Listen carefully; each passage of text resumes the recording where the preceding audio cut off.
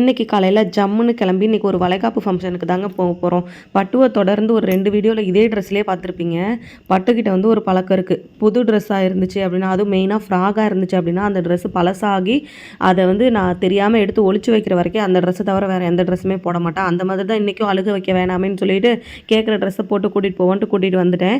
வளைகாப்பு நடக்கிற ஃபங்க்ஷன் அந்த இடத்துக்கு போய் ரீச் ஆயாச்சு. அங்கே போனோன்னே எல்லாம் தட்டெல்லாம் நீட்டாக எடுத்து வச்சுட்டு பொண்ணுக்கு வளையல்லாம் போட்டு நல்லாவே ஃபங்க்ஷன் நல்லபடியாக முடிஞ்சிருச்சு. ரிட்டன் கிளம்பி வீட்டுக்கும் வந்துட்டோம்.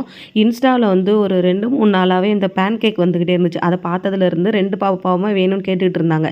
சரி, வீட்லேயே வாழைப்பழம் நிறையா இருந்துச்சு. அதனால் ஒரு குட்டியாக வந்து ஒரு 3 வாழைப்பழம், 2 ஸ்பூன் கோதுமை மாவு, ஒரு ஸ்பூன் வந்து பனங்கல்கண்டு சேர்த்துக்கிட்டேன். 2 பேத்துக்குமே இரும்பல் இருக்குது. அதனால் பனங்கல்கண்டு சேர்த்துக்கிட்டு கொஞ்சமாக சால்ட்டு இதெல்லாம் சேர்த்து நல்லா அரைச்சிட்டு எப்பயும் போல் குட்டி குட்டியாக ஊற்றி 2 சைடு வேக வச்சு எடுத்து கொடுத்தேன். உண்மையாலுமே வந்து டேஸ்ட் ரொம்பவே நல்லா இருந்துச்சு.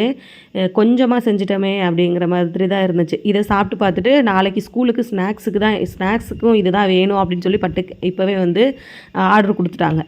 ஓகேன்னு சொல்லிட்டு செய்ய சாப்பிட்டுட்டு இருந்தாங்க. லாஸ்ட்டாக மட்டும் வந்து பார்த்திங்கன்னா செஞ்சுட்டு லைட்டாக மேலே ஹனி ஊற்றிட்டு கொடுத்தேன். டேஸ்ட் ரொம்பவே நல்லா இருந்துச்சு. ஓகே ஃப்ரெண்ட்ஸ், பாய்.